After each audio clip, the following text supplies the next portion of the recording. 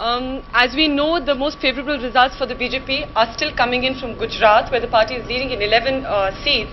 And in fact, BJP leaders here now say that they are confident of retaining all the 20 seats that they won in 1991.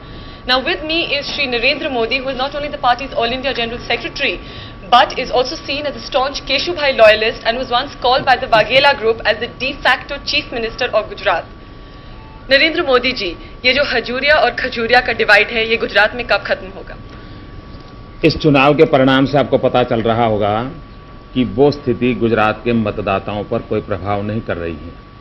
कुछ सीमा तक उस कठिनाई को हम face कर रहे हैं, लेकिन कुछ दिन पहले जैसे अटल जी ने कहा था कि गुजरात भाजपा को ग्रहण लग गया है, मुझे लगता है इस चुनाव के बाद उस ग्रहण से हमारी मुक्ति हो जाएगी। पर मोदी जी, गुजरात में अब की बारी का सबसे लोएस्ट वोटर टर्नआउट रहा है, तो ये क्या डिसिडेंट्स के साथ एक सिनिकल एटीट्यूड नहीं है? जी नहीं, इस लोएस्ट टर्नआउट का कारण सबसे बड़ा ये है कि चुनाव के मैदान में कांग्रेस में कोई दम ही नहीं था, और जब प्रतिस्पर्धी में कोई ताकत नहीं होती है तो लड़ाई का मजा नहीं आता है। मजा नहीं आता है तो लोगों में उत्तेजना नहीं आती, तो वोटिंग टर्नआउट में भी कठिनाई आती है। मोदी जी, गुजरात में जो इनफाइटिंग की स्थिति है वो काफी सीरियस है। पिछले 2 दिनों में ही वाघेला जी की एक रैली पे पथराव हुआ था और वीएचपी और आरएसएस के साधुओं ने उनके अगेंस्ट प्रोटेस्ट निकाला था।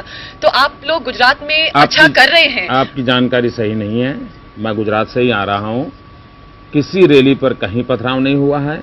आरएसएस के कोई साधु होते नहीं हैं, विश्व हिंदू परिषद के भी साधु नहीं होते हैं, लेकिन कुछ संत नाराज थे क्योंकि वाघेला समर्थक के कुछ बंधुओं ने ऐसा बयान कर दिया था जिससे उनको बड़ी चोट पहुंची थी, बिलो बेल्ट अटैक कर दिया था, उसके कारण वो बड़े नाराज होकर के कोई एजिटेशन कर दिया था। लेकिन संघ और वीएचपी के लोगों ने समझा करके उस एजिटेशन को वापस करवाने में सफलता मिली। मोदी जी, संघ ही के कुछ लोगों ने वाघेला जी के लिए एक टर्म यूज किया था, उन्होंने कहा था कि he is a traitor to the real meaning of Hindutva. Do you agree with this?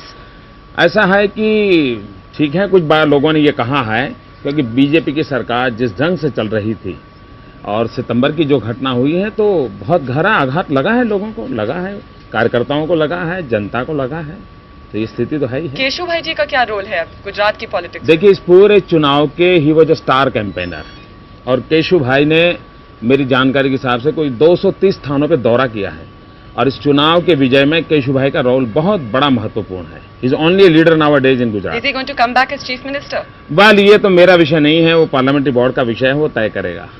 पर आप एक बात बताइए कि ये जो गुजरात में इनफाइटिंग है, is this not reflective of the larger divide between the BJP?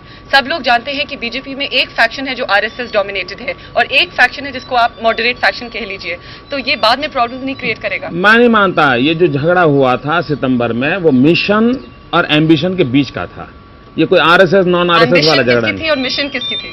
देखिए, एम्बिशन का संबंध आपको मालूम है, जिसको ओवर एम्बिशन हुआ उसमें से मुख्यमंत्री बनने के सपने वाघेला जी से है। जी, मैं किसी व्यक्ति के नाम की आलोचना कभी करता नहीं हूँ। अच्छा, मोदी जी धन्यवाद। बहुत बहुत धन्यवाद प्रणय जी। Pranoy or Vinod, any questions for Mr. Modi? No, Barkha. I think you've asked all of them, Barkha.